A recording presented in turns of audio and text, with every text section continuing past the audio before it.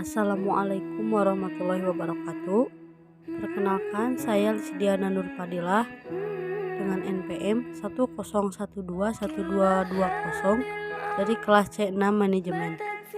Di sini saya akan menjelaskan beberapa materi pendidikan agama Islam 3, yaitu materinya meliputi ahamiyatul marifatullah, pentingnya mengenal Allah.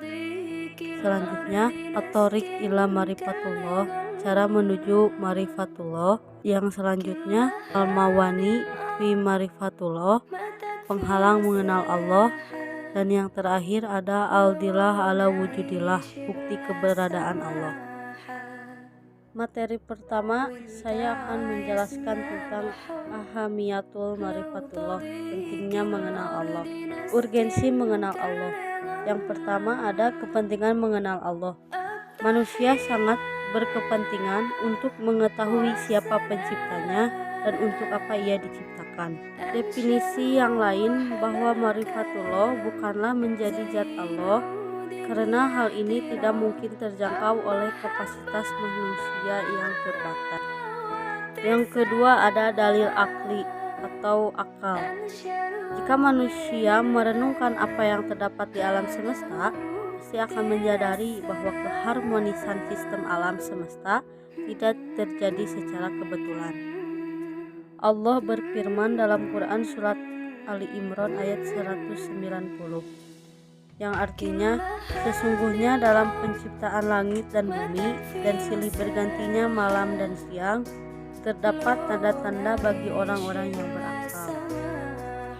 Marifatullah akan menumbuhkan as-sunnah atau buah di dalam jiwa yang menimbulkan peningkatan iman dan takwa. Yang pertama ada al-huriyah, yaitu kemerdekaan. Allah berfirman dalam Quran surat Al-An'am ayat 162 sampai 163, yang artinya, sesungguhnya sholatku, ibadahku, hidupku, dan matiku hanyalah untuk Allah, Tuhan semesta alam.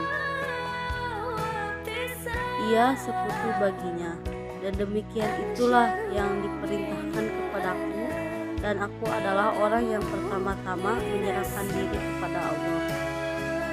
Yang kedua ada at-tumaninah atau ketenangan. Allah berfirman dalam Quran surat Al-Ra'd ayat 28. Bismillahirrahmanirrahim. Alladzina amanu wa tatma'innu qulubuhum bidzikrillah.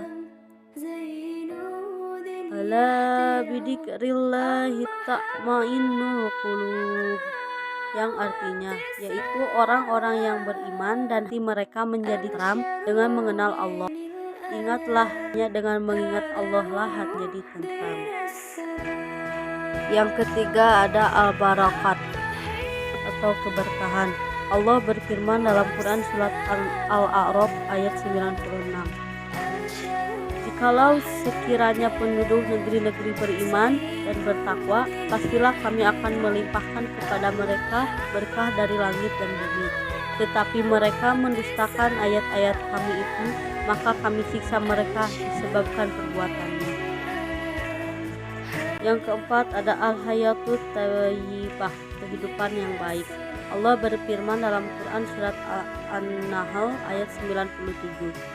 Barang siapa yang mengerjakan amal soleh, baik laki-laki maupun perempuan dalam keadaan beriman, maka sesungguhnya akan kami berikan kepada kehidupan yang baik, dan sesungguhnya akan kami beri balasan kepada mereka dengan pahala yang lebih baik dari apa yang telah mereka kerjakan.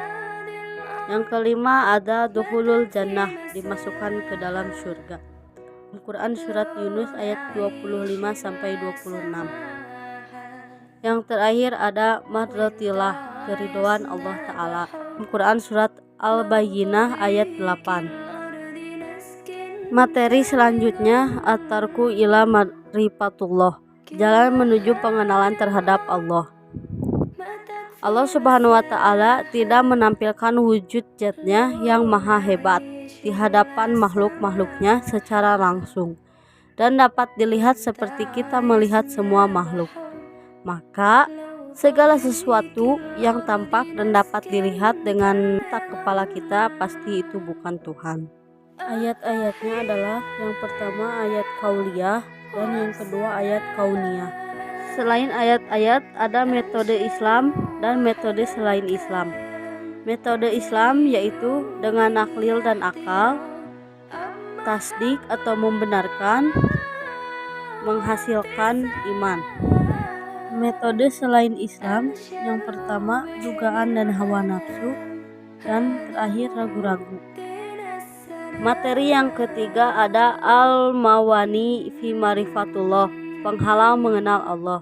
Yang pertama ada sifat-sifat yang menghambat pengenalan terhadap Allah, yaitu al-fiksu, kefasikan. Fasik adalah orang yang senantiasa melanggar perintah dan larangan Allah Subhanahu wa taala, bergelimang dengan kemaksiatan serta senantiasa membuat kerusakan di bumi. Yang kedua ada al-kibru, kesombongan. Sombong merupakan sikap di mana hati seorang ingkar dan selalu membantah terhadap ayat-ayat Allah Subhanahu wa taala. Yang ketiga ada az-zulmu atau kezoliman. Kezoliman adalah meletakkan sesuatu bukan pada tempatnya. Yang keempat ada al-kizbu, kedustaan. Kedustaan adalah sikap bohong, berpura-pura, dan pengingkaran terhadap ayat-ayat Allah Subhanahu wa taala. Dan yang terakhir ada kasrotul ma'asyi, maksiat atau dosa. Orang yang banyak melakukan dosa atau maksiat akan susah untuk mengenal Allah Subhanahu wa taala lebih dalam. Ada sifat yang berasal dari penyakit subhat. Ada beberapa sifat yang berasal dari penyakit subhat. Yang pertama al-jahlu, kebodohan atau kejahilan. Yang kedua al-irtiyab, keraguan. Yang ketiga al-intirof, penyimpangan. Yang terakhir al-ghuflah, kelalaian. Materi yang terakhir ada al-adilah ala wujudillah, bukti keberadaan Allah. Bukti keberadaan Allah itu dibagi menjadi 3. Yang pertama ada eksistensi Allah. Eksistensi Allah Ta'ala diantaranya dikuatkan oleh dalil-dalil berikut. Yang pertama ada al-dalil fitri, dalil fitrah. Secara bahasa, fitrah artinya al-hilkah, yaitu keadaan asal ketika seseorang manusia diciptakan oleh Allah Subhanahu wa taala. Yang kedua ada ad-dalilul hissi, dalil yang dapat diindra. Ada bukti-bukti keberadaan Allah Ta'ala yang dapat dinikmati, dilihat, dirasai, atau disentuh oleh indera manusia. Yang ketiga ada ad-dalilul akli, dalil akal.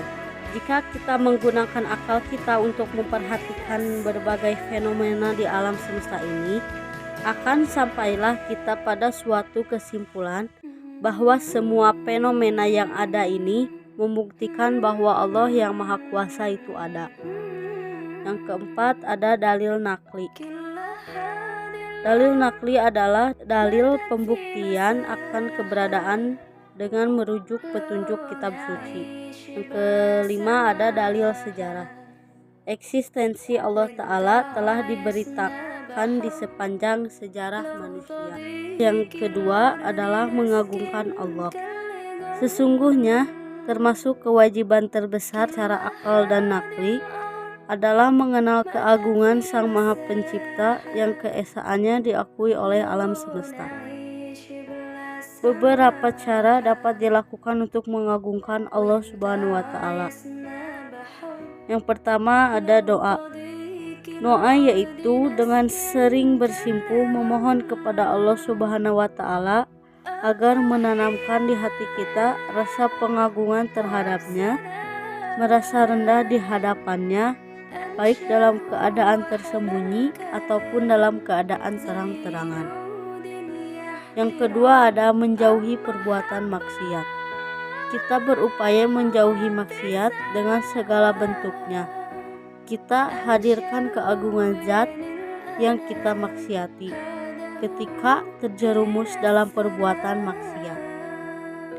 Yang ketiga, merenungi penciptaan Allah Azza wa Jalla.